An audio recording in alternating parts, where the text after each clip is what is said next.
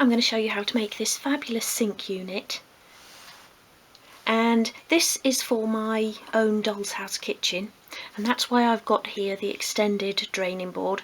But of course, if you just want to make this as a standalone unit, you would just make a draining board to fit the top of the sink unit like so. But as we go through, I'll be explaining to you how to build this into your kitchen if you want to sort of make a fitted kitchen look with an extra row of units sort of coming at an angle. So the cutting list is in the description box below. It's quite a big project, so it's a large cutting list. And coming up next will be a list of all the tools and materials you'll need. And then we'll get started.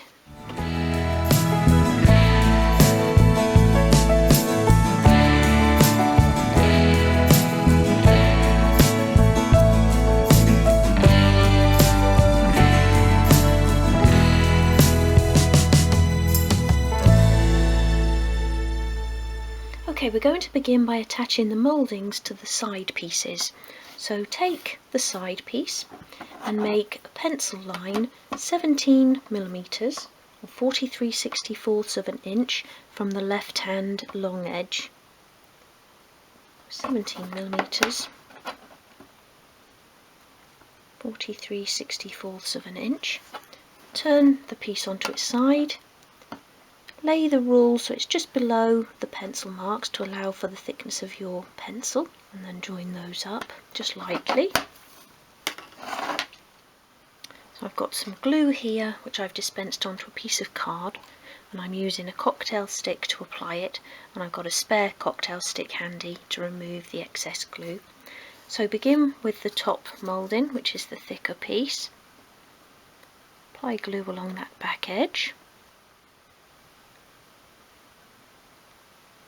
And then lay that piece across the top of the side piece so that you've got a nice flush edge along the top there. And you can bring in a spare piece of strip wood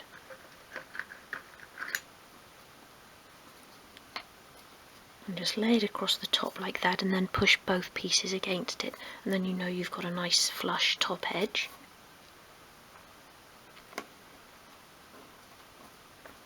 Use your spare cocktail stick to remove any excess glue from along the join, and then you want to take the vertical moulding, so that's the shorter of the two.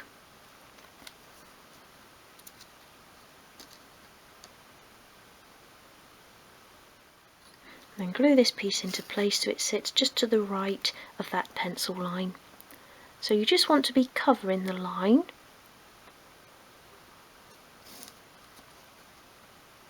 Make sure that's pressed right up against that top moulding.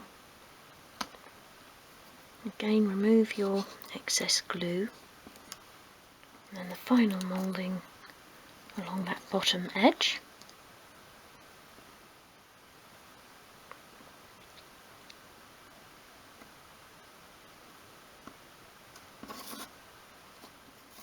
Press that into place.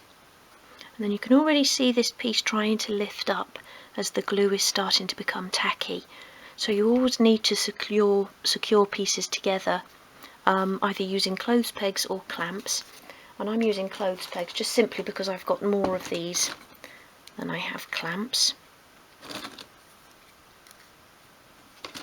And you've probably heard me say it before, but use as many as you can fit on there to hold all the pieces together. Like that. That piece can then be put to one side to dry, and you can do the same thing with the remaining side piece.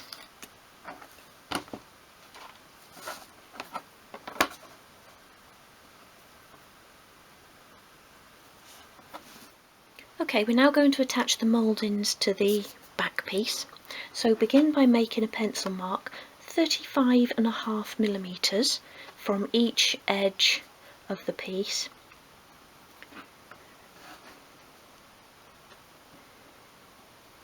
And do that at the top and bottom of the piece, and in inches that is 1 25/64 of an inch.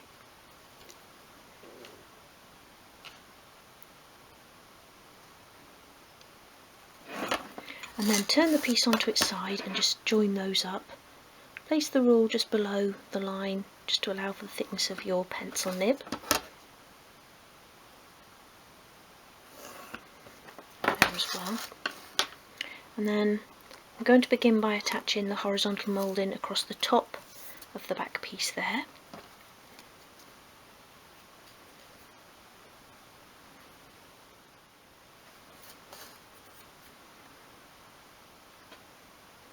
So place that along the top edge so it's nice and flush with the top of the piece.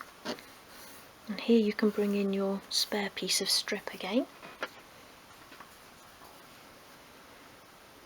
Just push that up against it. Use a spare cocktail stick to remove the excess glue. And then the vertical mouldings are going to go on the inside of those lines, and then that gives us equal sections.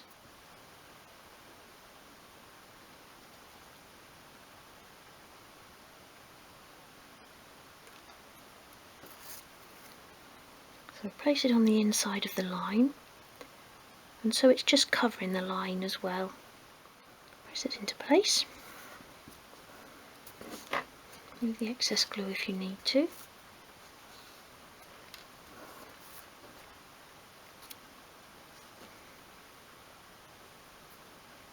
And I always just check before I attach mouldings. I look for the nicest side of the wood, and if one side has got a slight chip or something out of it, then I'll glue that piece down. And again, that goes on the inside of that line, so the line's on the right hand side of it.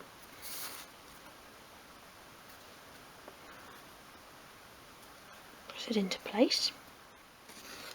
Important to move your excess glue if you're going to be varnishing the piece. Varnish or stain won't take over glue. And then the final piece along the bottom there.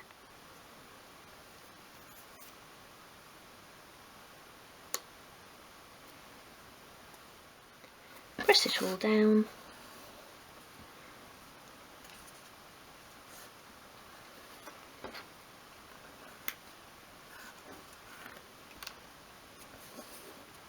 And then again I'm going to use clothes pegs to secure those into place.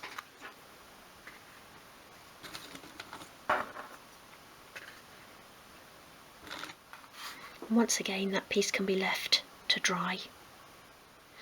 Once you've allowed enough time for the glue to dry on your side pieces, remove the clothes pegs, and now we can attach the legs. And I've got a couple of pieces of spare strip here to push them into place once they're attached, so just have those to one side. And just make sure that you've got nice flush edges, just in case there was any overhangs when you attached the mouldings. And to do that, just go along the sandpaper in one direction. Don't sweep it back and forth or you'll sort of round off the corners. And then you can also lay that face down and give it a good sand, just to make sure that all of these front edges are nice and flush as well. So apply glue to each side.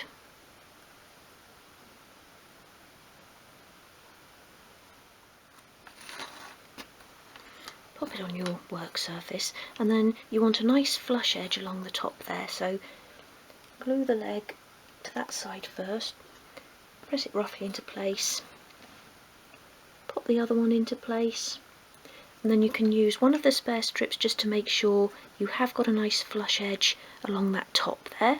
So push it all up towards the strip, and then you can bring them in and press the sides in like that. And I just find that with the spare strips you can give it a nice firm press, more so than just with your fingers, and you're covering the whole area as you're doing it. And you can keep hold of that and remove the spare glue.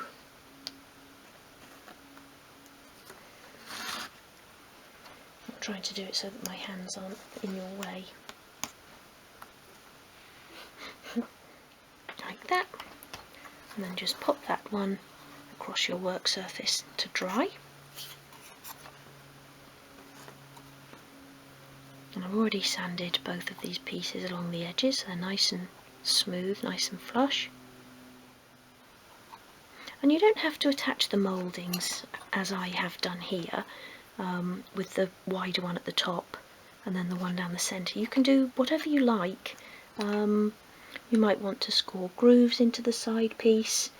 You might just want to have a moulding at the top and bottom. You know, it's completely up to you, and do it so that it fits with your kitchen design. And that's the beauty of making things yourself, because you can do exactly what you want, even with all these like little details such as mouldings.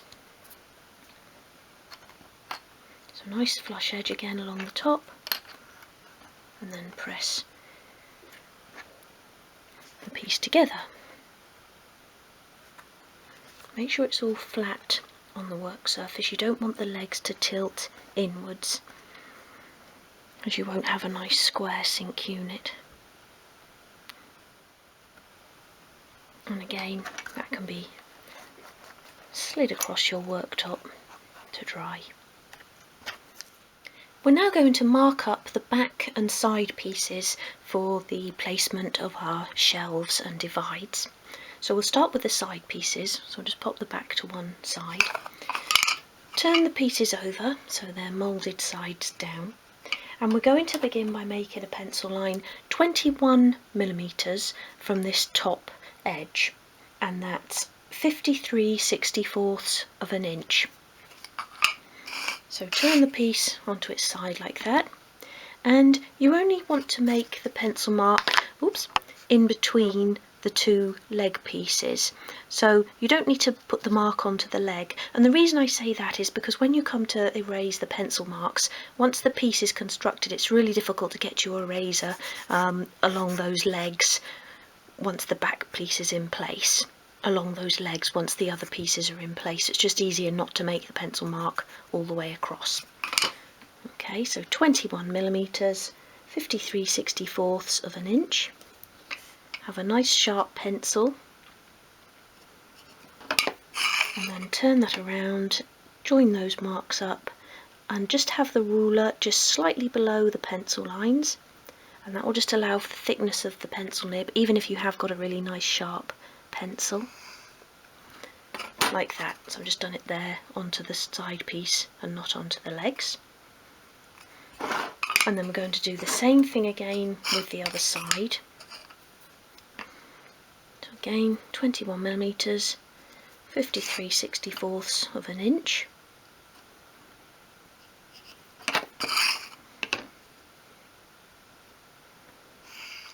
And then on this, what will become the right hand side piece, so if you imagine the pieces are like that, and the back piece will be there. So your right hand side piece, you're going to make a second pencil line, and this one will be 41mm, or 1 39/64 from the top edge. So 41mm, 1 39/64. And again, join that up. And that's just because, if you remember, in our design, we've got the two cupboards on the sort of left hand side and in the centre, and then we've got the baskets on the right hand side. So that mark we've just made is for that little central shelf there. Okay, and then bring in the back piece, turn it lengthways like that, and again I'm going to start with that 21mm line, 21mm, 53/64 of an inch. Again, join that up. We're now going to do a line or two lines down the piece, and they're going to be 37.5mm, and that's 1 15/32 of an inch from each edge. So the first line we just want to do above this line we've just made, and that's because, if you remember, we haven't got that shelf there. So just do 37.5mm, a little mark at the top there, and then do your second mark on that horizontal line we've just made. and it will all become clear as we're sort of constructing the piece. Join those up, and then we want to do the same measurement from the other side, so from the right hand side, 37.5, and this one you'll do at the bottom.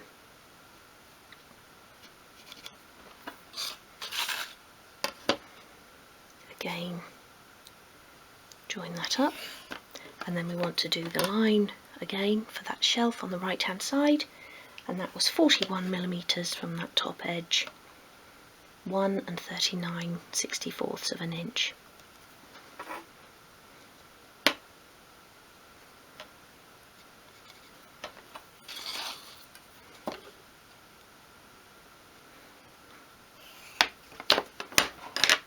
Okay, so your back piece will look like that. Your right hand side piece with the 2 lines,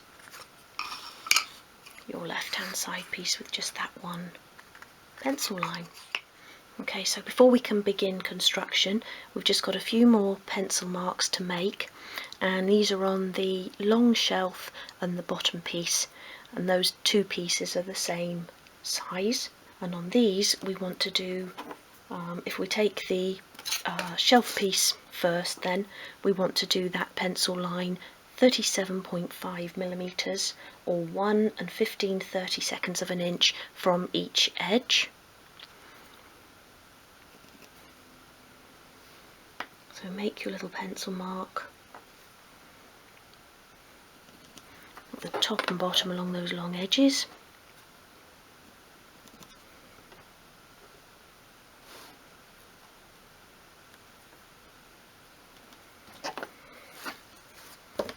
And then join those up, and they'll be for the draw, sink, divide pieces. So that's your shelf piece, and if you just want to write on there in the centre shelf, that piece will be hidden, so that's okay. And then take your bottom piece, and the line on here will just be 37.5 millimeters from the right hand edge, and that's 1 15/32 of an inch. And I'm just doing those little pencil marks again,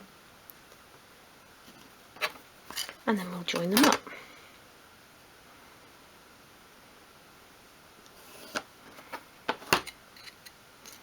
And you'll know that's your bottom piece. Okay, now construction can commence.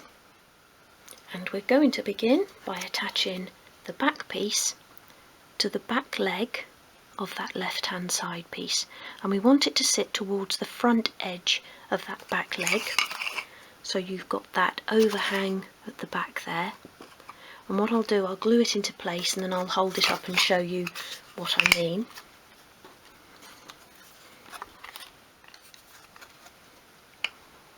So make sure the top of the piece is flush with the top of the side piece.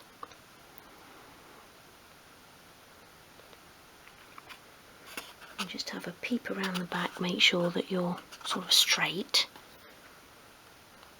Just getting rid of the excess glue at the back there.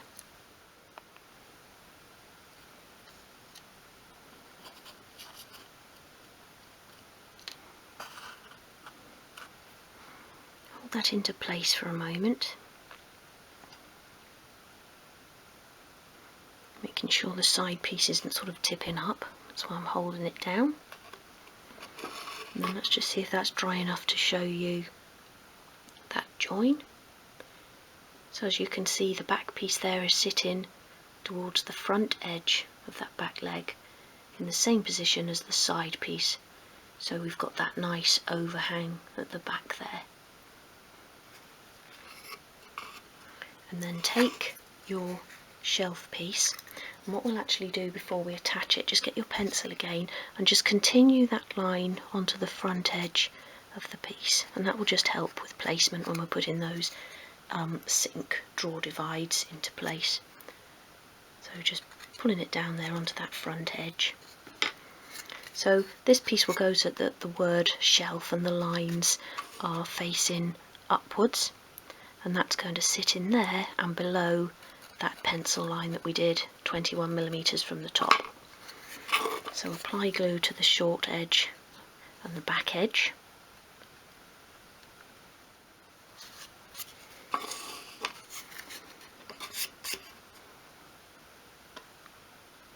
Attach the side first so it's just below that line, so you can just sort of see that line when it's in place. Press it down and then you can sort of worry about the back edge. So bring that back in, press it all together, and that will square the whole piece up. And I'm just holding that into place as the glue begins to set. Make sure the shelf is pushed right into that inside corner there. Once you've allowed that to dry off for half a minute or so, lay the piece onto its side and use a spare piece of 1.5mm strip wood and just tuck it underneath like that so that it goes between those mouldings on the back there, and that's just so we've got a firmer piece to attach the divides to. So take the internal divide, and out of the two pieces you've got your shelf and your divide, and the divide is the taller of those two pieces, and you want to apply glue along the top edge. So the front edge is the line that runs in direction of the grain, and that's why we cut it the opposite way to what we normally would.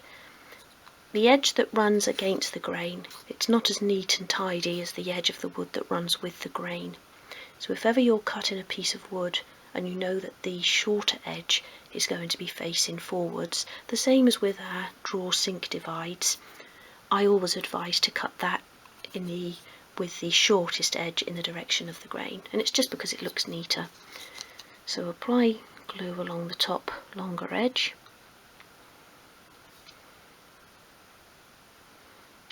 And the back shorter edge, and then you want to just come around that way, attach this so it sits this side, so on the left hand side of that pencil line there. So put the back piece into place, and then you can use that little pencil mark that we made on the front of the shelf piece there, just to make sure that's sitting straight. Press it into place so the top is going right into that corner, and pressing it down at the same time. And I'm just holding on to that while I remove the excess glue. Again, let that dry off for 30 seconds or so, and then what we're going to do is make a pencil mark on the front of this divide, 17mm from the top of the divide. And that's just to help us with placement of that shelf piece.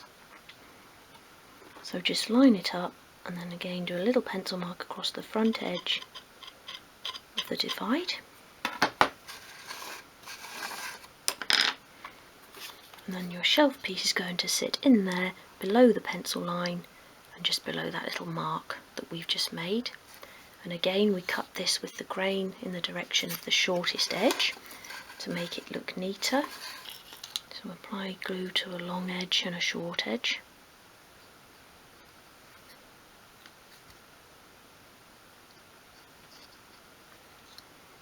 And remember, below that pencil line. So line your back piece up first, so you can sort of see the line above the piece. Press it into place, squaring it all up. Hold it into place for a moment. Again, make sure it's right into that corner. Sorry, I didn't realise I was in the way there. And then you can sort of have a peep inside and make sure it's staying straight. If not, you've got a little bit of time just to line it up again before the glue begins to take. Press the pieces together. We're now going to attach the bottom piece, and same thing again, just follow that pencil line, or continue it rather, onto the front edge of the piece, a little line like that. And this will go so the line is sort of facing on the inside like that, and then we can make sure that that divide stays in the right position. So again, apply glue to one short and one long edge. A bit much on there. You shouldn't do that with your finger really. And then put it into place so that the bottom is flush along the bottom edge of the back piece and the side piece. You can just check that with your finger, and then again pull the whole thing together to square it all up. Make sure that that divide is staying on the left hand side of your little pencil mark, and then just sort of squeeze and hold whilst the glue begins to take. Squeezing all that together, making sure that piece is right into that bottom corner, and this is what will keep everything square. You can now see our sink unit appearing. We're now going to attach the drawer sink divides, and these will both go to the left of those pencil lines. So apply glue to a long and a short edge.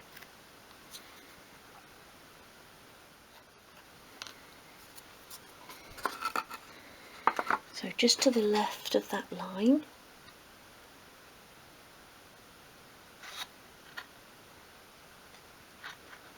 Get your back piece into position, and then you can move the sort of front edge into the right place, and use that little mark we made on the front edge of the shelf there to make sure it's in the right place to the left of that line. Again, make sure that back corner is going right into the back edge there.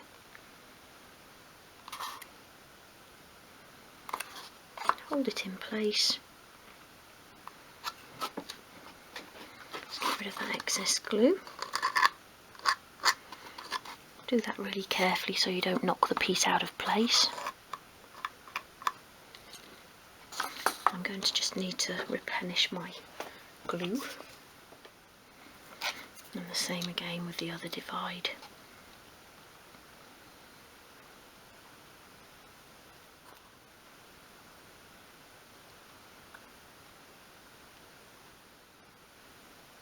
And then apply glue to all of those exposed edges at the side there.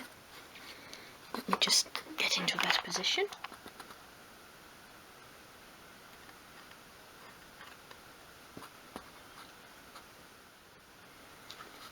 And then you can attach the remaining side piece. So again, make sure the back piece is on the front edge of that back leg. Get that in position first, and then you can check that you're in the right place at the bottom.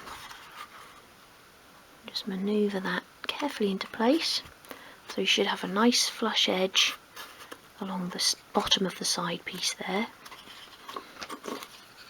And then you can just go round and check that inside the shelf is sitting above that pencil line, and the top shelf as well. You've got time to manoeuvre before the glue begins to set, so just keep checking that everything's staying where it should. You can put it sort of a right way round on your worktop and just square it all up. And then I'm going to apply some masking tape whilst that dries. Right over that side like that. Don't pull too tightly along the top there, but do pull it nice and firmly around the bottom. And that top piece you can just lay over there.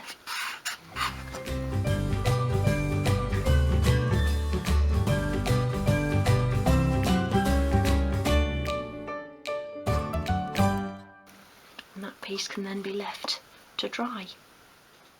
We're now going to begin preparing the doors, and you'll see in the cutting list that I've advised to cut the doors after construction of the main unit. The same with the drawers, and that's for the same reason, just that misplacement of any of the pieces will cause the opening to be slightly different size. So it's always best to measure and then cut your pieces. Now, I have given measurements in the cutting list just as a guide, but like I say, always check first.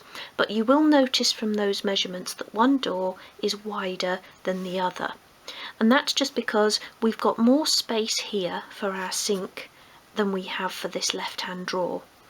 Now if we were to cut the doors according to size, they would look out of place, so one would look a lot narrower. And if you were doing them on opposite sides, that would be okay. But when they're next to each other like this, it's best to cut so that they look the same size. So measure so that the width of your door comes to this edge of this drawer sink divide here. So this one will be wider. That's the narrow one over there. But even looking at it like this, they look the same size. So it's just a little trick of the eye. So that's just why the doors are different widths in the cutting list. Okay, so once you've cut them, try them in for size. Make sure you've got a nice fit. And then we'll attach the door mouldings. Put that to one side. And again, in the cutting list, I've advised that the sizes of these will be given within the tutorial. And it's just actually easier to cut them against the door, I find. So if you've had to change the size of your door, then the size of your mouldings will change as well. So that's just why I advise that. So I'll put that one to one side. And then what I've done is I've cut myself some strips of 0.8mm thick wood. And that's 1/32 of an inch, a little bit under that. And it's 3mm or 1/8 of an inch thick or wide. And then just to measure them, so begin by going down the door, so the longest edge first, and line it up like that. Hold it in place, and then you can just actually snip it along the bottom of the door, or make your little sort of cut or score with your knife blade like that, and then you can take it out and then cut it. And this cuts really easily because it's so thin. And then do your other side, and always measure against the door and not the one you've just cut, and that way you'll get a more accurate fit. Same thing there. And then I actually glue those into place.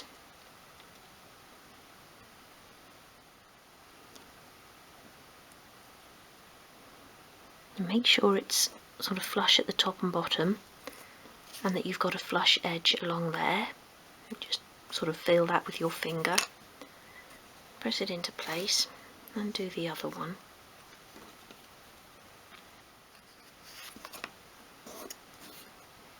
Have your spare cocktail stick handy just in case you have any excess glue along the joins. And then you can measure going along, so just slot it between those two and then snip again.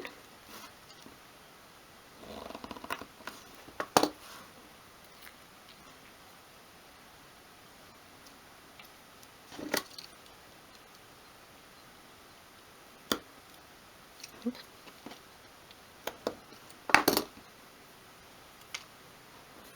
And then these can be glued into place as well.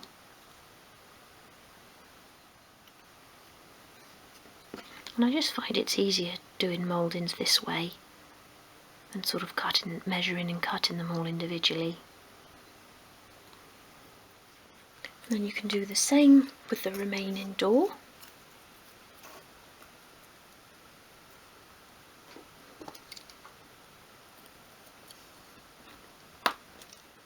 Once you've allowed enough time for the glue to completely dry, you can sand the doors face down on a piece of sandpaper, going in a circular motion like that, and that will just make sure you've got nice sort of flush joins between the mouldings. And then we're going to round one long edge of each door. So again, with your sandpaper on your work surface, hold the piece at a 45-degree angle, and as you sweep it towards you, bring it into an upright position.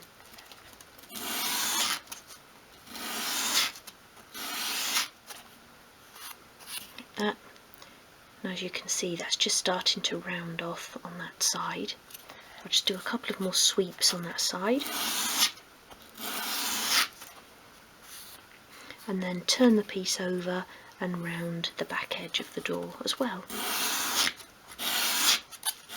just helps the door to open more smoothly. That's that one. Do the same on both doors. We're now going to drill the holes for the pin hinges. So make a little pencil mark 2mm from the edge of this shelf piece, so 2mm across. You can just do a little line going back like that, and then you want to make a further pencil mark 2mm back from the front edge. So then just make a little pencil mark 2mm along that little line that you've just made. So we're 2mm from this leg coming that way, and we're 2mm back from the front of the shelf. So just make a little pencil dot there, and then we want to do the same thing again over here. So a little line going back 2mm. I just need to turn it around that way, and a further little pencil mark 2mm back. And then turn the sink over, and we're going to do the same thing again on this side of this divide here, so 2mm from this divide. And that's where these smaller rules do come in handy when you're sort of working actually on pieces of furniture like this, or at awkward angles. So 2mm from the inside edge of this divide, so do your little line going back there, and then 2mm along that line from the front edge. And 2mm is 5/64 of an inch, and we want to do the same thing again here, 2mm away from the leg, and again 2mm in from the front edge of the shelf,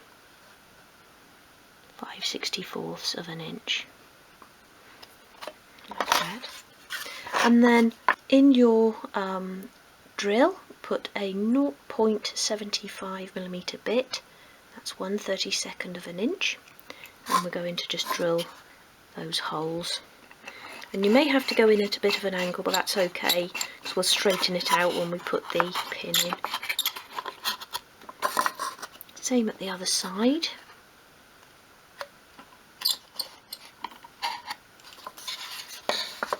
And then the ones underneath.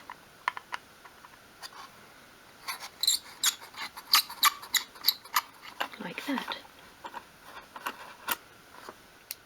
Then bring in your dressmaking pins and position your first door in place, making sure that that's the left hand door, so the one that comes just to the edge of this central divide, or the narrower of your two doors, and pop it into place so that the front edge of the door is flush with the front edge of the sink, so the shelf, the leg and the bottom piece as well, like that. And then take a dressmaking pin and just carefully push it through that top hole, making sure that your door stays lined up at the front there. And you're not trying to push it through the door, but we're just making a little pinpoint in the top of the door so we know where to drill our hole. So push it through until you can sort of feel resistance there, and you can leave that in there, and then turn it over and make sure that your door again is flush with the front of that bottom shelf. And I'm sort of squeezing the shelf and the bottom pieces together to hold the door in there. And then you can do the same again in that hole at the bottom. Push the pin through, and you can sort of feel it going into the bottom of the door, like that. Then you can remove the pins, take the door out, and you'll have a little pinpoint in the top and bottom, like that. So do the same with the other door. We're going going to drill that same sized hole into each of those, the 0.75mm bit, and I'm just going to attach my desk vise to the edge of my desk to do that. When drilling into soft wood, the vise can tend to dent it, so I always like to put a piece of folded up kitchen towel into the sort of jaws of the vise first, and that will stop it from marking the wood.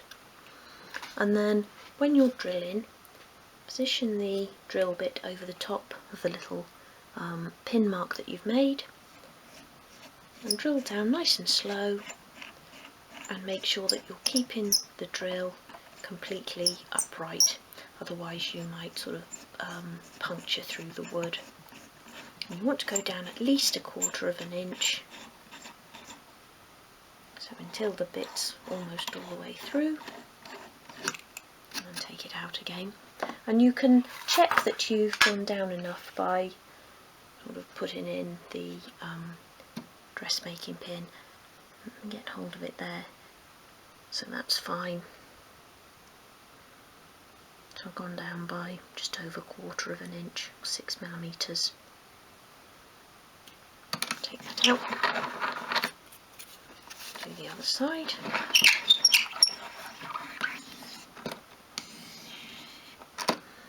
Make sure it's secured in there nice and tightly so it's not bobbling about.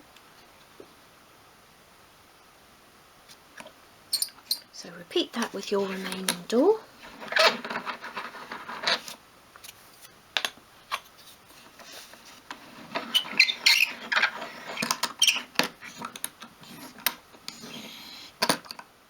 For the drawers of this unit I'm going to be using a black drawer pull, and I had wanted to find a black metal doorknob to go on the doors, but I couldn't. So what I'm going to do is use wooden doorknobs.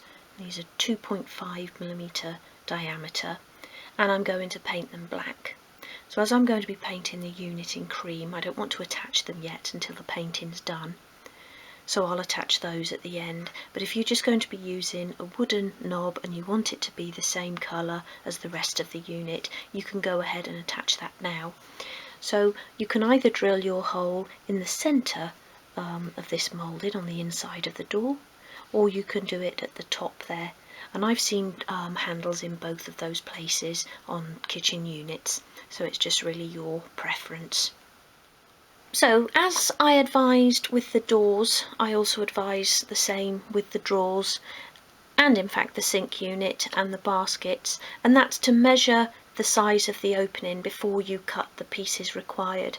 And again, I've given sizes in the cutting list, but that's just to be used as a guide. Misplacement of these divides or this shelf piece here can adjust the size of the opening, so it's always best to measure and then cut. And you want to measure height, width and depth, and then just maybe deduct 1/2 millimetre from each measurement, if that, just so that the drawer will slide in and out easily. And with the drawer, I've given a depth of 25mm, and obviously we've got more than that there, but then what I like to do is just put a little piece of wood in at the back to stop the drawer from sort of sliding backwards. It just means that you don't have to use as much wood, you don't have to do the full size drawer depth wise for every unit you make. You can just make a narrower drawer and then put a little bit of wood in as a stop, and we'll do that as well. So if you just want to do the depth at 25mm and just measure for your height and width, then you can do that, unless you want a drawer that goes all the way back. Okay, and then to actually assemble the drawer, begin by applying glue along each edge of the base piece, so the shorter edges. Put that back down on your work surface and attach the sides so that the front and back edge is flush with the front and back of the base. You've got a nice straight edge then to attach the front and back pieces to.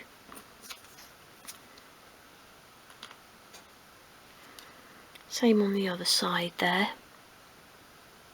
And then don't pick that up, but just slide it along to make sure it's not sticking to your work surface, and that can be left to dry. Same with the other one. And then when they've dried off enough that you can handle them without them falling apart, you can apply glue to the front and back edges and attach the final pieces.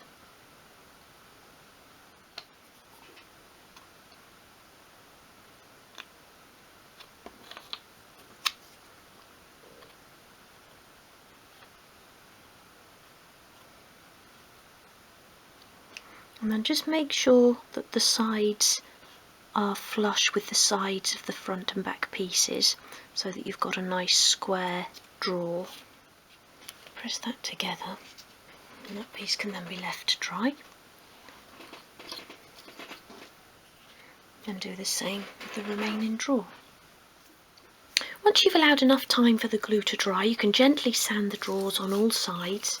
So with the sandpaper flat on your work surface, go round in small circular motions on the bottom and the top of the drawer, and then just very gently go along each side in the one direction like that. Don't go back and forth on the sides as you'll round off the edges. And then try the drawers for size. And if you need to take any more off, just do it a little bit at a time, just in case you take too much off and then you'll have gapping at the sides. So that fits nicely in there, and that's a nice fit in there as well. So I'm now going to fit the mouldings, and again I'm using the 0.8mm sheet, and I've cut myself some 3mm or 1/8 of an inch strips here. And I'm going to use the same technique as we did for the doors, so I'm just actually going to measure and cut against the drawer. So line it up on the one side and then just make a little mark at the other end with your craft knife where you need to cut, right along that line of the drawer. And you're just making a score at this stage, you don't want to cut it and then put it on your work surface to actually make the cut, like that. Bottom one as well, and it's always best to measure against the drawer. You never know, it might just be very slightly wider at the bottom. Same thing again, make the mark, and then cut the moulding. And then I'm going to glue these into place. Just make sure that you've sanded the front of your drawer before you glue the mouldings, because then it's just easier to sand a flat surface. That way you'll get a better paint finish.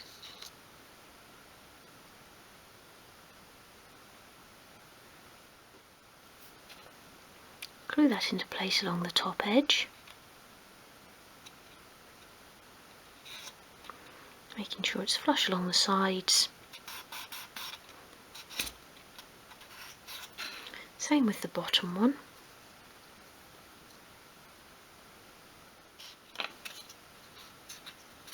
Press that into place, and then you can measure for the vertical mouldings. So line it up against the top one. Make a score with your knife, and then cut. And the same on the other side.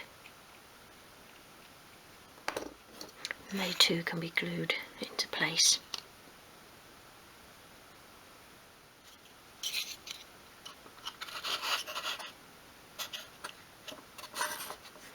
And the same with the remaining drawer.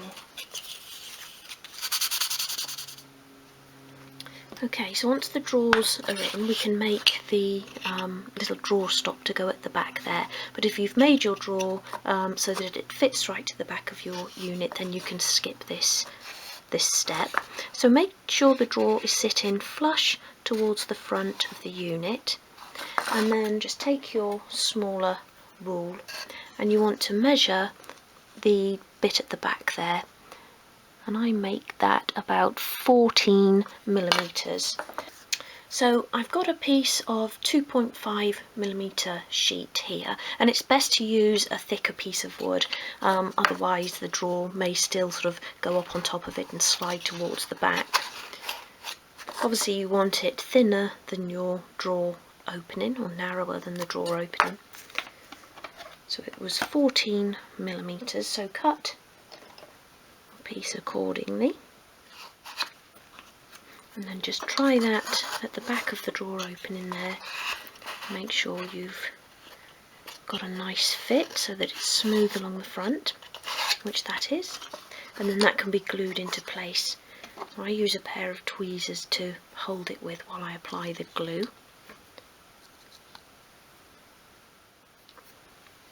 And glue that into place, roughly in the centre. You don't need to measure it. Press it down, supporting the shelf underneath with your fingers, and then remove the excess glue, but don't put the drawer back in yet until the glue has dried, as you might find it sticks. Put that over there out of the way, and then do the same with the remaining drawer. Nice and flush along that front edge, and always measure again. It should be the same as that one, but do just measure just in case.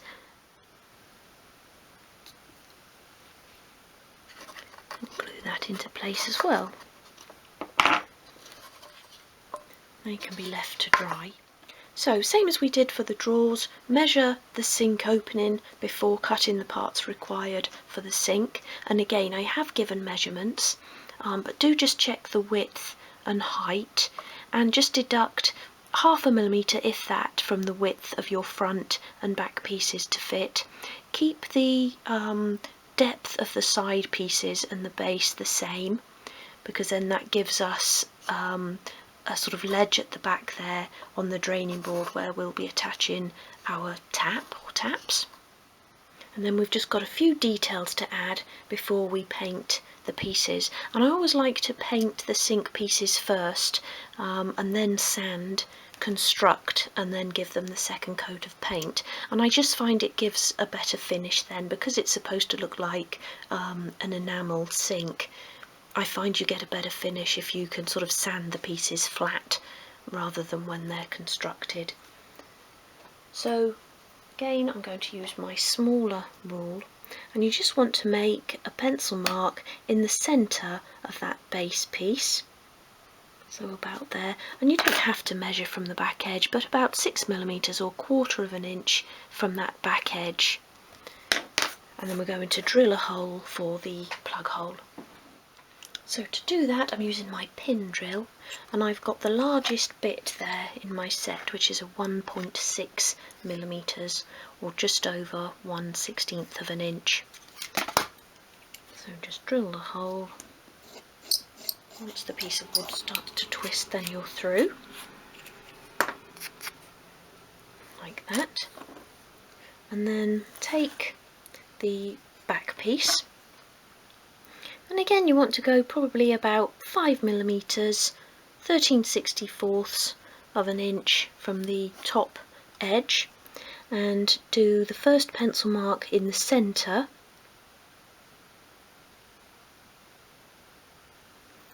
like that, and then you want to do a pencil mark 2 millimetres to either side of that pencil, that first pencil mark. 2 millimetres or 5/64 of an inch, like that. And this time we can just actually use an awl to make the holes. I'm going to use my old electrical tool, which I use for this sort of thing. You might have an awl or a scribe or something like that, just something with a pointed end. You just want a small hole, and because we're going into soft wood, it's easy to do with something like this. Like that, and that makes the overflow. So sand all of these pieces to prepare for paint. So I'm now going to apply the first coat of paint to the sink pieces, and I'm using an antique white. So these old sort of enamel butler sinks wouldn't have been bright white, so use something off-white or ivory or something like that. And this is antique white. And I've got this plastic tray here which I just stand the pieces on whilst the paint is drying. So you only need to paint the inside of the back and sides, and obviously the front of the base or the top of the base, but you need to do both sides of your front piece, don't forget. So I'm going to start with the front of the front piece. and then do the other pieces, and then I can come back and do the back of the front piece. And don't forget to go onto your top edge as well, because that also will be visible once the sink unit is constructed and in place. And I may even do 2 coats before the sink is actually constructed. I like them to have a really nice finish. And then at the end we'll use a coat of clear varnish to finish. Okay, so they can now be left to dry, and we'll start painting the sink unit. So before you do so, if you are going to be using wooden doorknobs, you can attach those before you paint. Make sure you've given everything a really good sand, and I shall be applying 2 coats of this and sanding in between coats. So the sink unit has now had 2 coats of paint, and I sanded in between each coat, and then I just touch up any areas where I've sanded a little bit too heavily and gone through to the bare wood. So I've done that, and that's now drying. Same with the sink parts, they've had 2 coats of paint, they're drying as well, and then we'll construct the sink. But whilst that's all drying, I want to make a start on the baskets. The baskets are constructed in exactly the same way as the drawers. So begin by applying glue along each edge of the base piece, then attach the side pieces, making sure the front and back edges are flush. And rather than picking that up, just sort of slide it along your work surface, and that can be left to dry for a moment, as this one has been, and then you can attach the front and back pieces. Put that back down.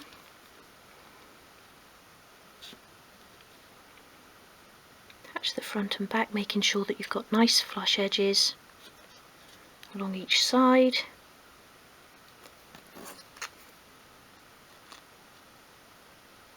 Same at the front there, and then you can just carefully pick that up and squeeze it together. Again, that can be left to dry. This piece should now be dry enough to handle,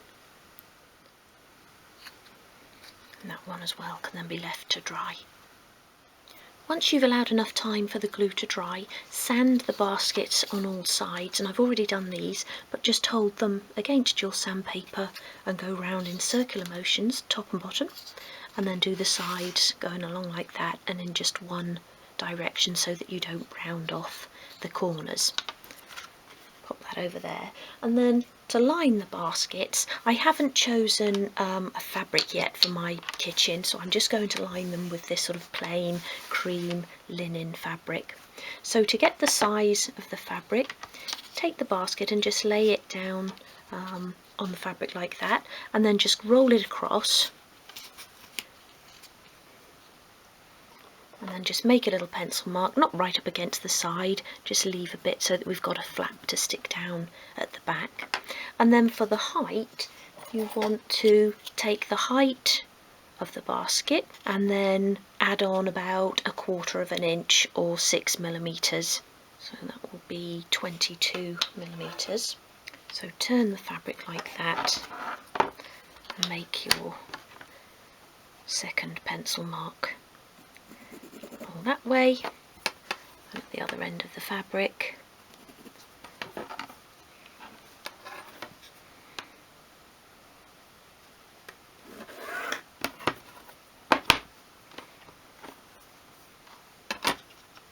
And the baskets are the same size, so the width of that one will be the same.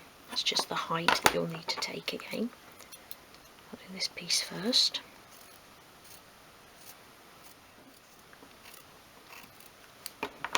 And then again measure for the height of your smaller basket.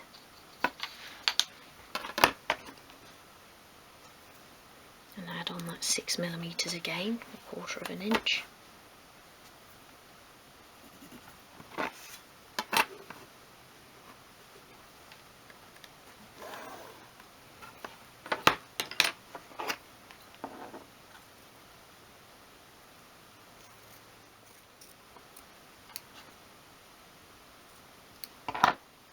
We'll start with the larger basket, and you want to apply glue on the inside edges.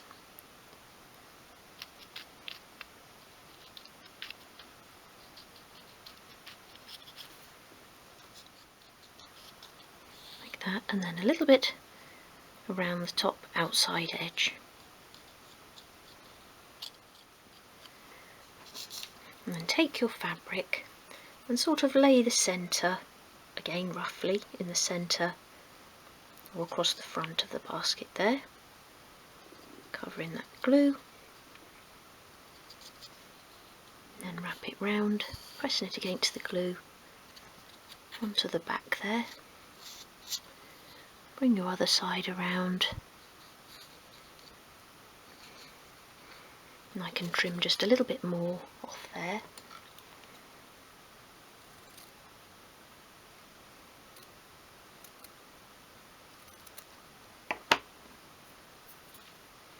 And then just apply a bit of glue to that flap.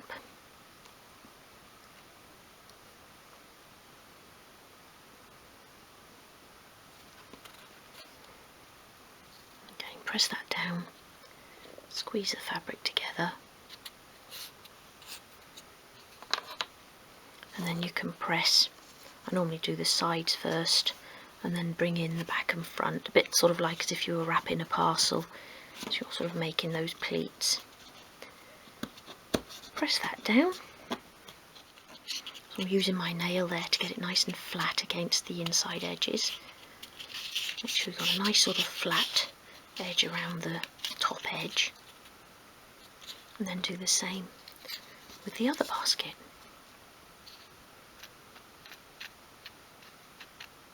Like that, and then take your fabric, and you just want to cut a piece to line the bottom with. So I normally just sort of lay it over there like that, make a little snip on the inside, like that. And again, it'll be the same for both baskets. The interior is the same size. Go down like that, and I'm just sort of following the lines in the fabric there, and then cut it to size that way.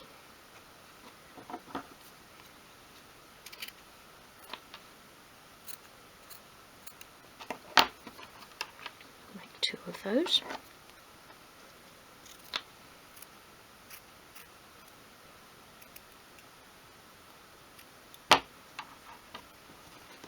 And then I always use my tweezers for this bit, so hold on to the fabric with your tweezers and apply glue. And again, I'm just using my Gorilla Wood glue for this. You could use fabric glue if you prefer. I find the wood glue works really well though. And then lay that into the bottom of the basket. And then you can use the tweezers to sort of press it in to the corners. That just neatens that off, even though you won't see into the base of the basket, but it's just nice to neaten things off, I think. And there's that one. So to create the actual sort of wicker basket effect, I'm using this 1mm thick cord. And this colour is called Coffee, or I've called it Coffee, and I sell this in my Etsy shop. It comes in other colours as well, as a nice natural colour. And you want to begin by applying glue around all outside edges of the basket. Now I'm quite quick at wrapping the cord around because I've made quite a few of these, but if this is your first go, then maybe just apply the glue halfway up from the bottom, and then you can wrap your cord around and apply a little bit more glue when you get there. Once you've applied the glue, begin by attaching the cord at the back of the basket, and I always consider the back to be where the fabric joined, in about the centre there, and so that it's level with the bottom. So lay it across like that, and then just hold it into place with your thumbnail, and then start winding it around, keeping that first sort of layer flush with the bottom of the basket.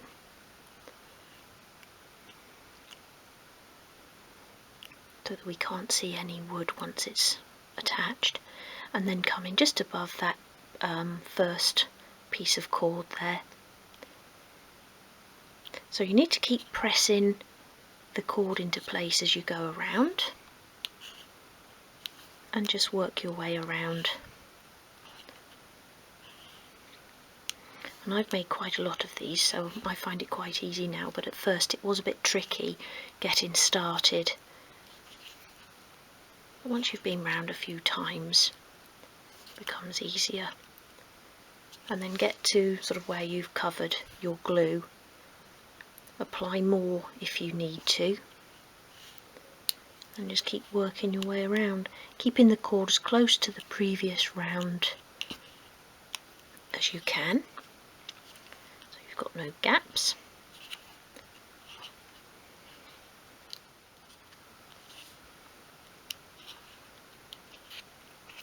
So once you get around the top, cover as much as you can, apply more glue if you need to.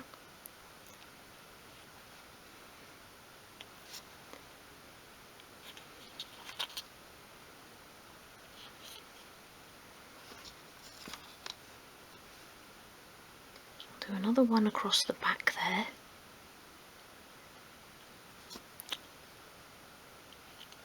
And normally I would say sort of cut off where you joined, that's the back there where I joined. But with this it doesn't matter so much because we're going to be covering it with a plait, so you can just go round as far as you can.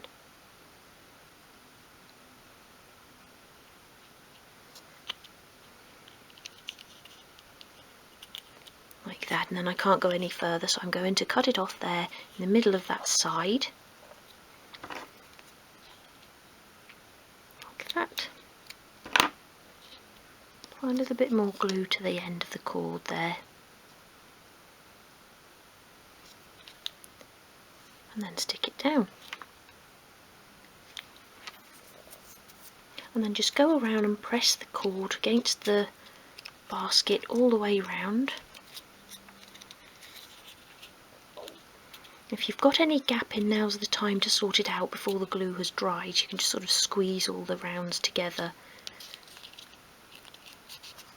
like that. If you've got any sort of glue seeping through, and again I've just used the Gorilla Wood glue, don't worry because that will dry. But if you've got any sort of big chunks, you can just use the end of a cocktail stick to sort of remove them like that. So that can now be left to dry, and do the same with the remaining basket.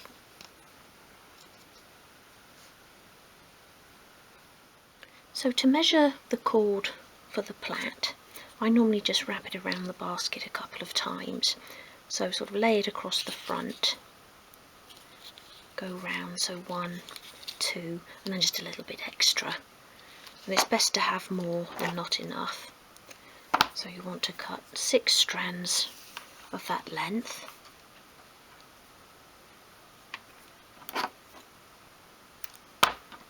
So take 3 of those strands for the first plait, knot them together tightly,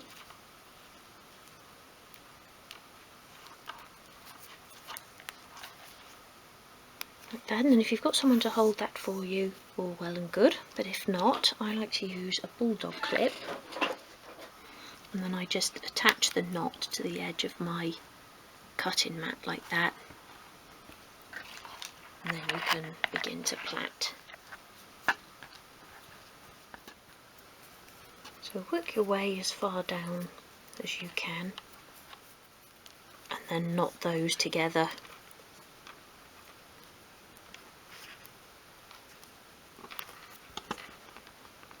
Like that. To attach the plaits to the baskets, apply a line of glue around the top outside edge, and just want to cover a couple of strands of the cord all the way around, and then attach the plait so roughly the centre is in the centre at the front of the basket. Press it down, and again so it's flush with that top row of cord. Oops, put my finger in the glue. And then wrap it around like that, and the other side as well.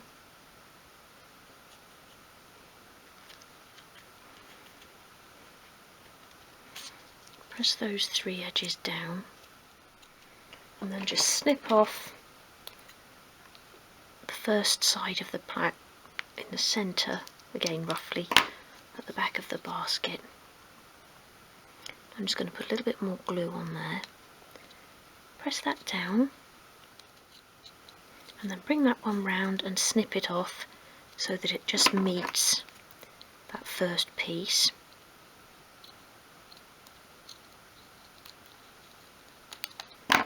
Oops, that's come off. I'm just going to put some more glue on.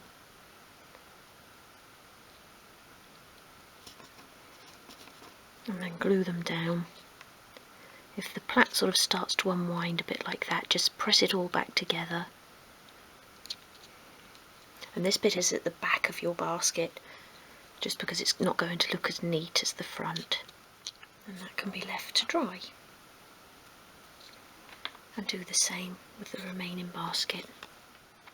The actual sink is now ready for construction, and again we're going to construct it in the same way as we did the drawers and the baskets. So begin by applying glue along each edge of the base piece. Put that back down and attach the side pieces. So you've got flush edges again along the front and back. Press that together firmly. And the same with the other side, and I'm just checking the wood because I wanted the neater edge at the top. I noticed I had a little bit of a chip in the wood at the bottom edge there. That's always worth doing, just make sure that whatever's visible is the nicest edge of the wood. So just slide that along your work surface again, and that can be left to dry for a moment. And once that's dry enough to handle, you can attach the front and back pieces.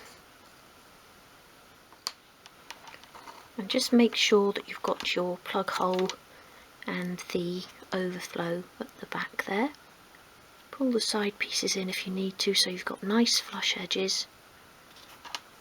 And again, I've got a little bit of scuffing in the wood there, so I'm using that piece on the inside of the sink so that the nicer edge is towards the front. Again, make sure you've got nice flush edges. You can pick that up and squeeze it all together. That piece can be left to dry as well. Once you've allowed enough time for the glue to dry on the sink, once again you can sand that, but just very gently on all edges, as we did for the baskets. So round like that, and then along the sides, just in the one direction. And then bring your sink unit in, and now's the time just to check that that fits nicely into the opening. And press it down, and then take a piece of spare wood and just lay it across the top. And that's a way of checking that the sink unit isn't too tall for the opening, so that when we come to fit the draining board, we've got a nice flush fit along there. If it's too tall and you need to sand some off, sand along the bottom. So rather than doing it along the top edge, just sand again on the bottom edge like that, and then check again, but just do a little bit of sanding at a time and then try it again. So mine's a nice fit, I'm happy with that.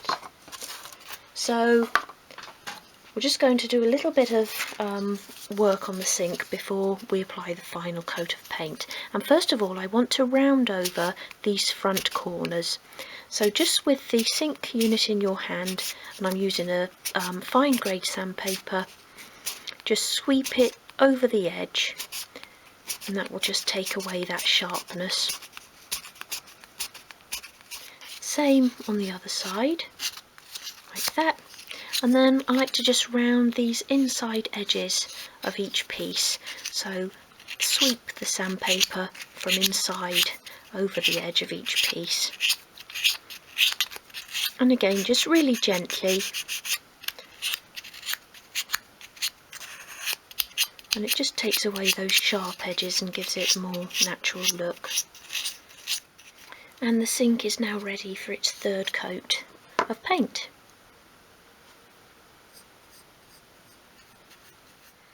When painting over the overflow holes and the sink hole, or the plug hole, you can use the end of a cocktail stick or a pin or something just to poke out the paint that gets inside the little holes. Like that, and then just give it a light brush. So next I want to paint the wooden knobs that I'm going to use as the door handles. And I've got this piece of polystyrene here, which came in a cake box, I think. And I'm just going to pop them in there just to hold them in place while I paint them.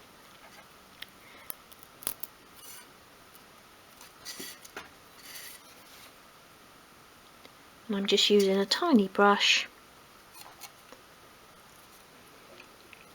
And you want to make sure you get around all the edges as well, so that there's no wood showing, especially when you're using a dark paint or a dark varnish for things like this.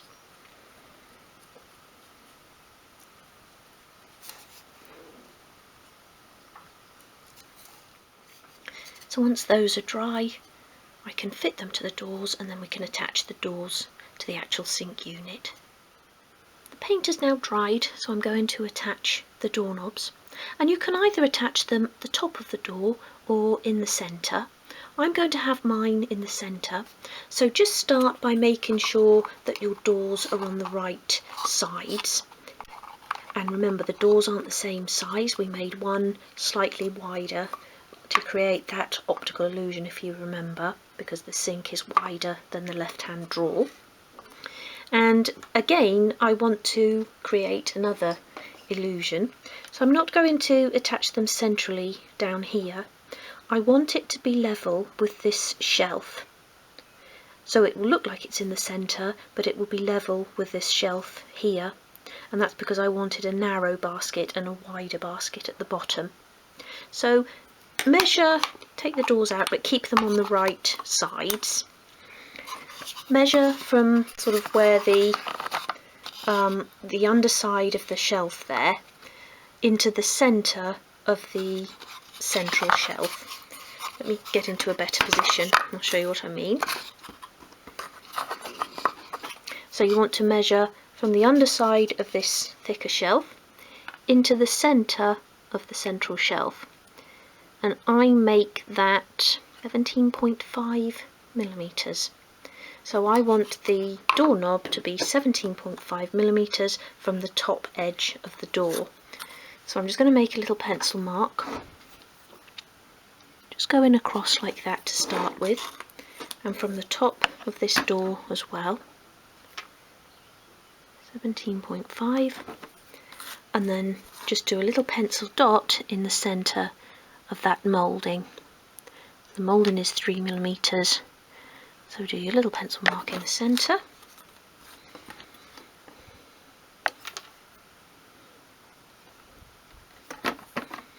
Like that.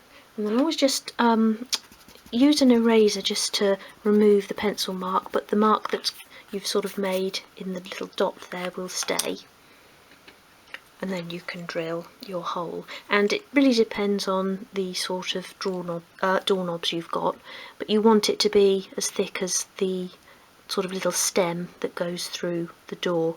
So I'm using my 1.5 millimetre thick drill bit. So put it straight over your pencil mark and drill through. There we go. And I always just sort of twist that out, but then just jiggle it a little bit before you sort of bring the drill bit completely out, and then you can check that the stem fits neatly in there. You don't want it to be too loose, so it's better if it's a little bit tighter and you have to push it in, but you do need to be able to get it all the way in. So I'm just going to take a cocktail stick and just make that hole a tiny bit wider.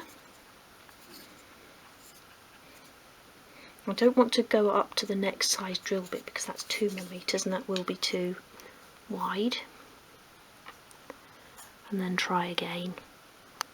And that goes in there nicely this time. Quite like that black against the cream of the unit. I'll do the same on this side. although that's a nice snug fit, I still like to apply a little bit of glue just inside the drilled hole, like that, and then push the knob through. You might need to jiggle it around a bit, but just make sure that the knob is laid flat against the sort of front of the door. You've got no gap in. And then you can use a spare cocktail stick just to remove the excess glue. Same with the other door. There. And now we're ready to fit the doors. Start off with a dressmaking pin, and you just want to push it into each of the drilled holes in the doors and in the unit, and that will just get rid of any sort of paint that's sitting in there.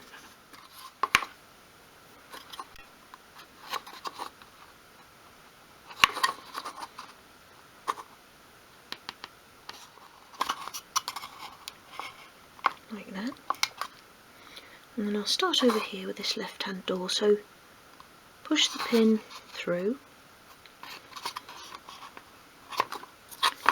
and then just slot the door in,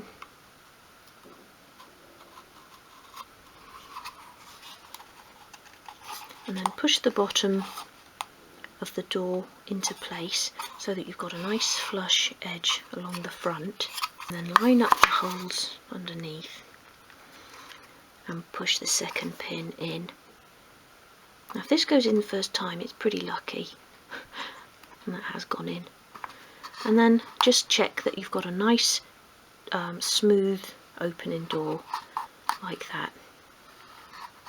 I always like to check first before I cut the pins and put them in, because once they're in it's very, very difficult to then remove them. In fact, you can't remove them once they're in without damaging the unit, so always have a quick test first. Right, so remove the first pin. And I just got hold of it there where it was just going into the cabinet, so I know how much to cut off. These are the ones here, so I just snip that off, and it's the top part I want to keep, so I'm just going to hold on to that. And get hold of it like that, and that can go back in. But I don't push it all the way in yet, just leave sort of half of it out like that.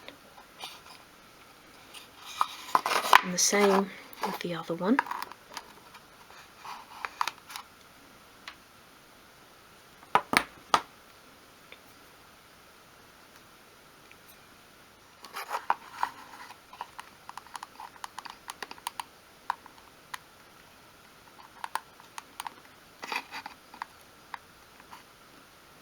And I just moved that door, so that's why it's not going back in as easily. There. And again, just leave that out a little bit. Try the door again. And I'm just sort of being doubly careful because I've sort of done it before where I've pushed the pins in and then something's gone wrong, and like I say, you can't get them out again without ruining the unit or the door. And then once you're happy, you can push those in, go in as far as you can, so you've got a nice flush edge along the bottom. Like that, and there's the first door in place. So the same again with the second door. And like that.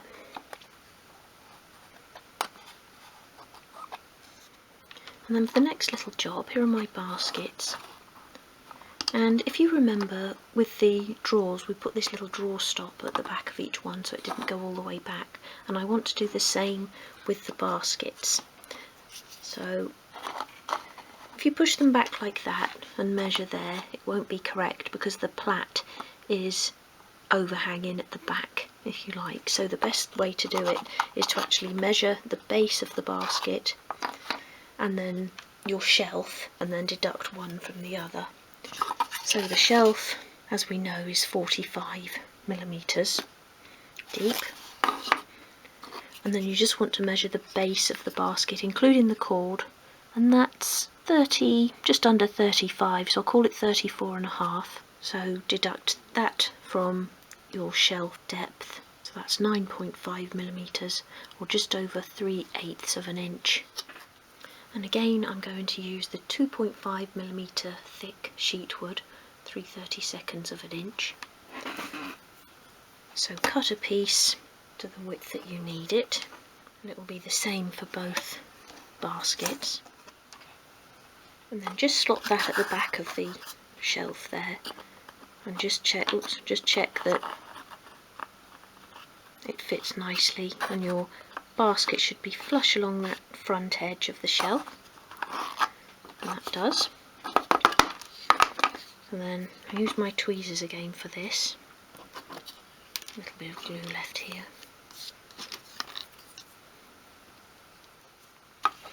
And that can be then glued into place, roughly in the centre at the back of that shelf. Push it right to the back, press it down, the same with the bottom piece. And that's better, and that'll just stop them from sort of sliding backwards. And then I should just put a little bit of paint over those pieces of bare wood in there, and again they won't ever be seen, but I just like to finish things off. My sink has had 4 coats of paint now, and I'm just going to finish that off with this quick drying varnish, which is a clear satin. So that's had a good shake and a stir.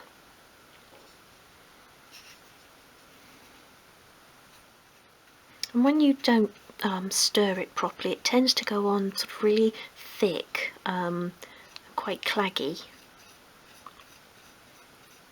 So do spend a little bit of time giving it a good stir. Okay, so I'll now leave that to dry. My sink is now completely dry, and I left that drying for over an hour actually. And I'm now going to glue it into place. So just want to apply glue onto the shelf, and you don't need to go all the way back because the sink doesn't reach all the way back. And then up those side divides as well. Spread that out evenly, and then pop the sink into place.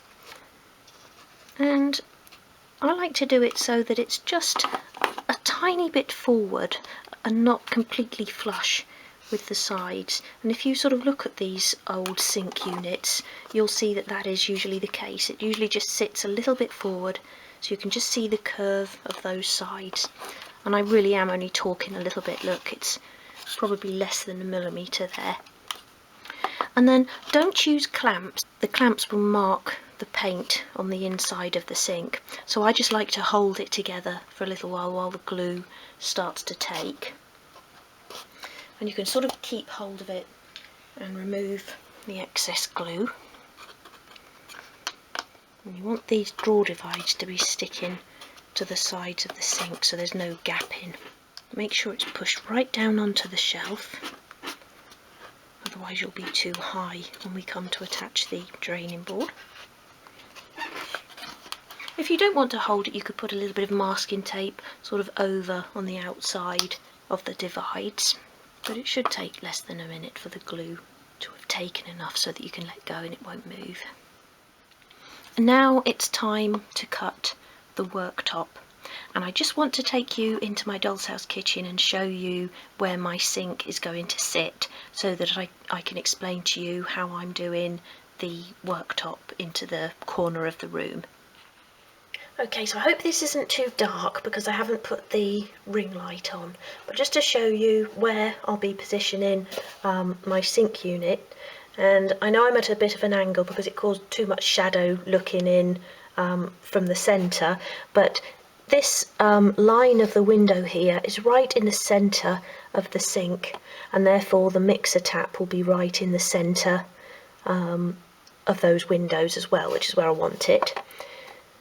So I'm going to make a draining board that goes all the way across and right over to this wall, and then I'm going to have a row of base units along here, and then the worktop of the base unit will join up with this part of the draining board, and that way I don't have a gap in this corner. So if you're making this sink unit and it's just going to be a standalone unit, then you just want to make your draining board as wide as the unit, maybe about 1mm wider, so you've got a tiny little overhang at each end. But just bear in mind, if you're doing it like this in an L shape and you're going to have some more units, you don't want a gap. So extend either the sink or the units that are on the facing wall, so the wall that you see when you look into the doll's house, because then, so that we don't have like a double leg in this corner, the leg of these base units that will stand here will overlap this leg of the sink unit. So that's why you need the piece that's at the back of the room, or facing as you look into it, that has the longer top. If I put the longer top on here, then I wouldn't be able to overlap the leg. Now, I don't feel that I'm describing that very well or explaining it very well, but when we sort of come to do these units, you'll see exactly what I mean. So if you want the sink unit as a standalone unit, just cut your draining board to the width of the unit. But if you are doing a fitted kitchen, then just bear that in mind, you don't want any gaps. That's basically what I'm trying to say. Okay, so let's go and cut the draining board. We're now going to cut out a hole for the sink. So whether you're doing a longer draining board or not, you can use this same technique, and you'd start off just by lining up your draining board where it's actually going to sit.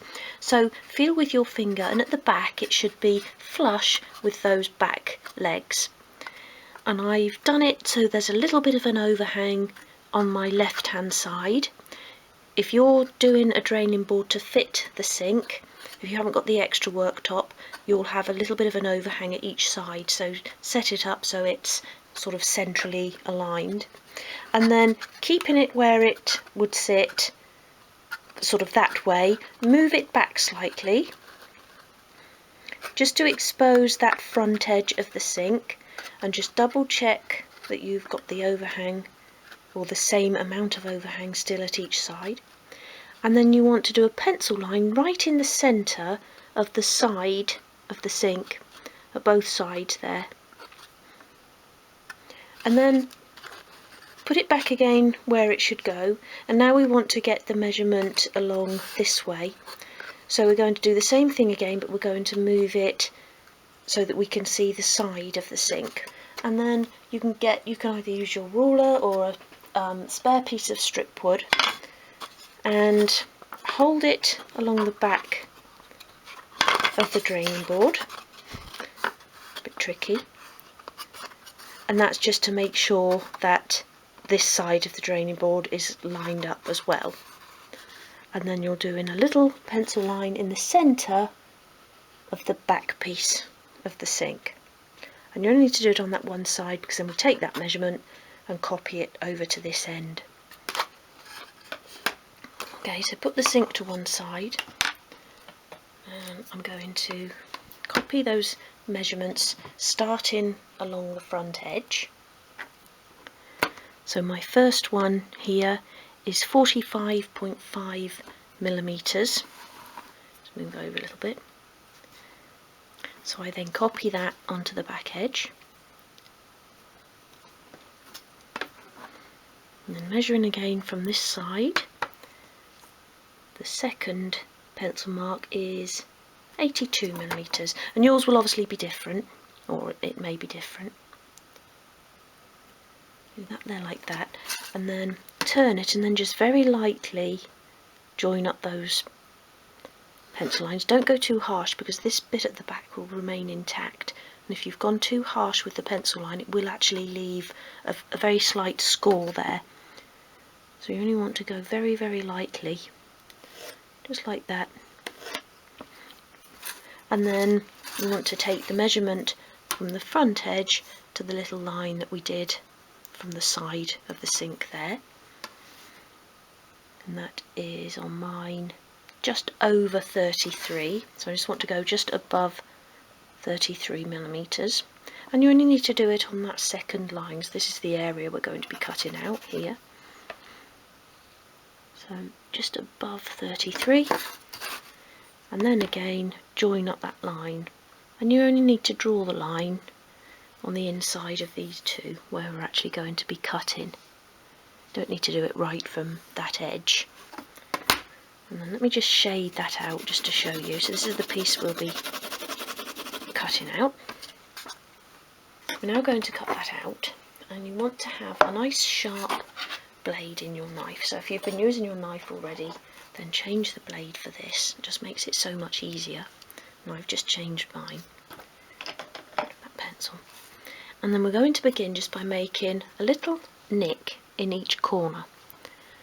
So going against the grain first, which is the shorter edge, start where the lines join there, and just a little nick like that. The same on the other side, and I'm just on the inside of those pencil lines. And then turn the piece and do the little nick along the other line in the direction of the grain. Like that, and I'm actually trying to cut through to the back of the wood. See there, the tip of the blade is just poking through. And then do it on the other side as well. And when you're cutting sections from wood, you always cut against the direction of the grain first. If you were to go in the direction of the grain first, then the wood will just split. Okay, so take your rule, line it up along that first line, and to start with just do a very light score just from your sort of pencil mark there, or the little nick that you've made, along to the front edge of the draining board. And then I like to just do a little cut down there, and then sometimes when you find you get to the edge of the wood with the knife, it can sometimes split the wood along there. So always do that little sort of nick there, and that prevents that from happening. And then just work along, just move that around. Work along with your knife. Always be aware where your fingers are.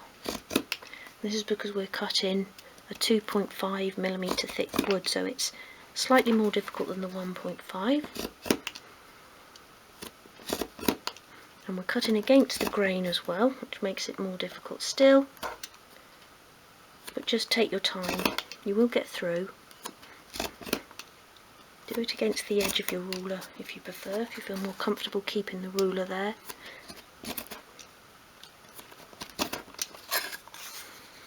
See, there's just a little stubborn piece there that doesn't want to go.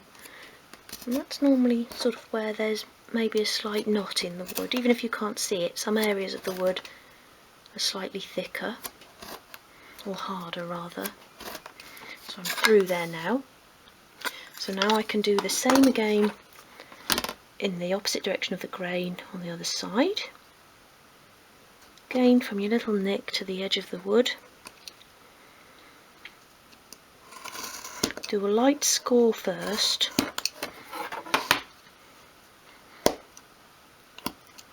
Cut down the edge of the wood. And then again, work your way through. Okay, so I'm now through the wood there as well. And now I'm going to cut in the direction of the grain along the top there.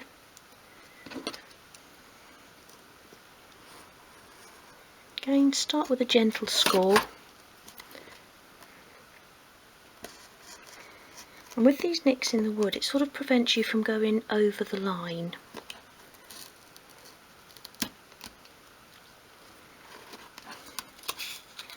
And that's a lot easier along the grain there. And then if you had your knife at a slight angle, you'll have a little bit of sort of beveling coming inwards, so you can just turn it the other way and just cut along with your knife in an upright position, and that will get rid of any sort of angled cuts.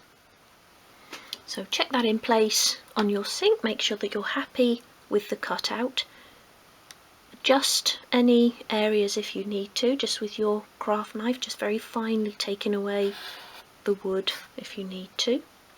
And then I just like to tidy that up with a piece of fine grade sandpaper, and I bevel over the edge, so only of the top edge of the wood.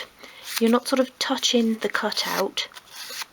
I'm just making a nice little bevel on that inside edge. Just sweep your sandpaper along.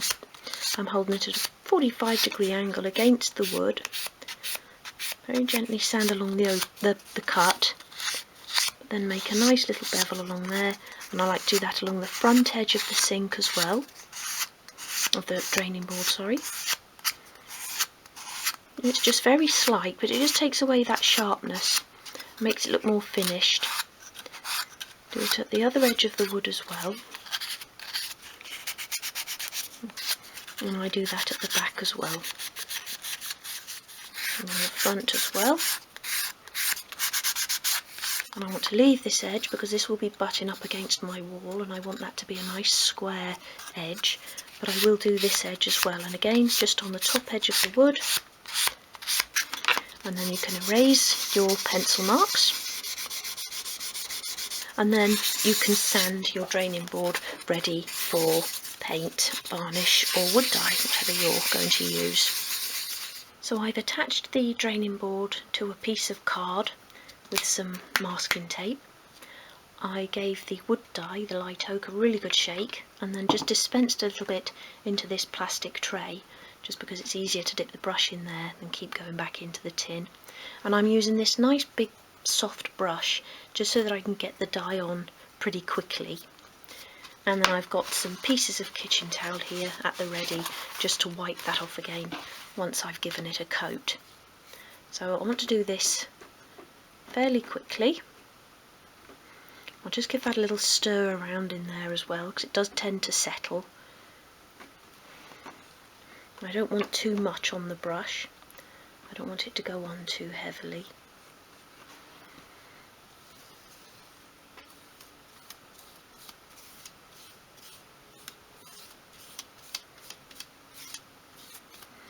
I need to get around the inside of the cutout edges as well, and along the front and side edges. And then I want to wipe it off. It has a chance to dry too much into the wood.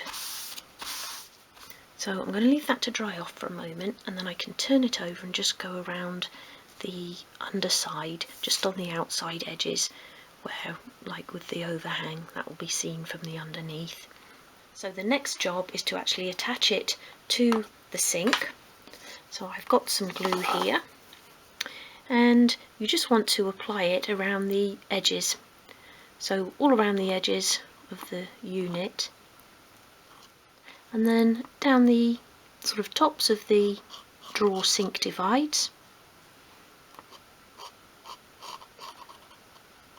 You can just sort of go a little bit along the edge of the sink, and then I just like to put a thin line along the back edge of the sink as well.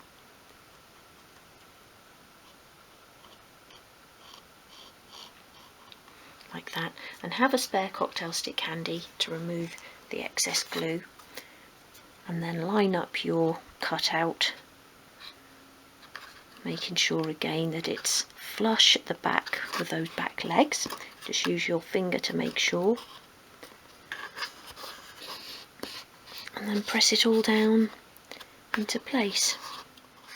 And then whilst you're holding that, you can just bring in that spare cocktail stick and remove any excess glue along the edge of the sink. And I'm going to just turn that over and remove the excess glue from underneath. I'm trying to sort of press it down as I'm doing it. And then I've just got a few pieces of masking tape here that I've cut, and this is a low tack masking tape, so I'm not too worried about it taking the wood dye off. But if it does take any of it away, or any of the paint, then I can just touch that up. And I'm just putting a couple of pieces right over the top where it meets the sink. You don't want any gap in there. I'm going going to come over this side as well. Piece over like that.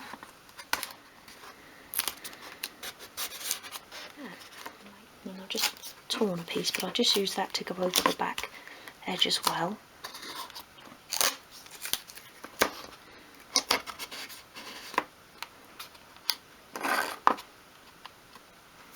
And that can be then left to dry. Once you've allowed enough time for the glue to dry, remove your masking tape very carefully. And if you're using a low tack tape, you shouldn't find this, but if not, you might find you've got a few pulls in the wood and it's not completely smooth anymore. So you might just need to go over that with a really fine grade sandpaper, just small circular motions just to smooth that off. And then one of the reasons I don't fit the drawer pulls until last is because when you've fitted the worktop, it may just change the size of the drawer opening. So always fit the worktop, try your drawers in, and I think that one fits pretty perfectly. And then this one is now a little bit too tight, and it's just a fraction too high. So when that was in place without the worktop, I thought that was pretty spot on, but now the worktop's in place, it is a little bit too high, so I shall sand that. And then I don't fit the drawer pulls until I've done that, because if you sort of measure from the top on both drawers and you've had to sand a little bit away, then your measurements will be out. It's always best to fit the worktop first, adjust the drawers if necessary, and then attach the drawer pulls. So I'm just going to sand a little bit away from the top of this.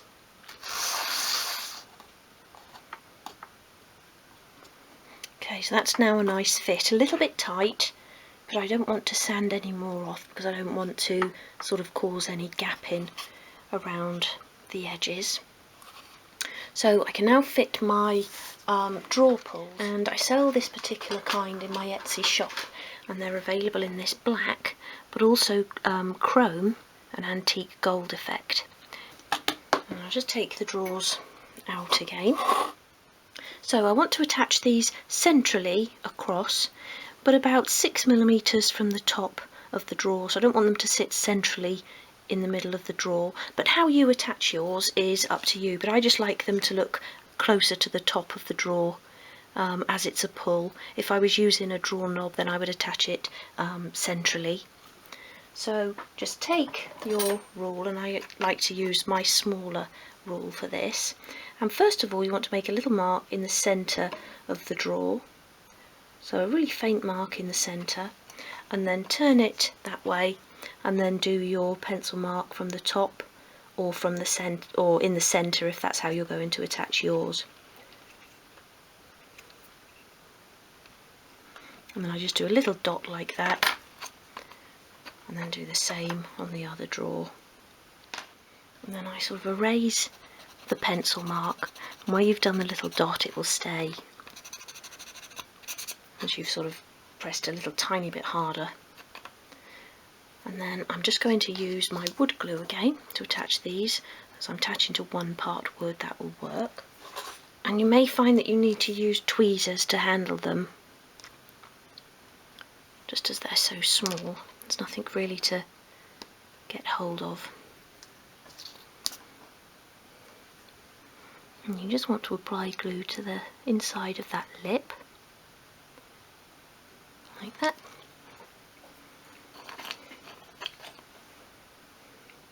And then attach them so that you're sort of covering your pencil mark as well. And you can use a spare cocktail stick just to go around and remove any excess glue. So to attach the mixer tap, I'm using super glue, and I've got this Gorilla super glue here. As I'm sure you know, with super glue you just need a tiny amount, tiny dot in the centre of the first leg, and I don't like to use too much because if this sort of seeps around the edge, you're left with that little shiny patch. And then for placement, your overflow holes are in the centre there, so if you get those in between the 2 feet, and then you want to be, I don't know, maybe about 3 to 5mm back from the sort of sink edge. I think that's about there from eye. Pop that forward. So press that down, again not on the faucet but on actually the tap heads. And super glue normally takes around 20 to 30 seconds to take. Longer to actually dry, but it will take within that time. And that just means it's sort of dried enough that you can let go. Okay, so the final touch is to add some wax to the draining board. And the reason I attached the mixer tap first is because otherwise the super glue wouldn't have taken over the waxed surface. So it's a little bit more difficult to work around, but you have to do it that way around. So I've got some clear shoe polish here. Works really well as a wax, or you could use furniture wax if you have some of that. And you just want to apply it with small circular motions, and it just adds a really lovely rich colour to the wood dye. And try not to get any on the paint, because it does sort of tend to stain. You can't wipe it off, you have to paint over it. And there's the completed sink unit. And now I'm very excited just to go and try it in the kitchen. So come with me and let's go and have a look. And there is the kitchen sink unit in place. And I'm really pleased with how that looks. So I hope you've enjoyed this project. If you've liked the video, please do give me a thumbs up. And if you haven't subscribed to the channel yet, please do so, as there's lots more projects to come. And if you're working on a doll's house kitchen at the moment, you might like to have a look at my book, Creating Doll's House Kitchens in 1/12 scale. It's available to purchase from Amazon, and the book will show you how to build your own fully fitted kitchen. So for now, thank you for watching, and I hope to see you again soon.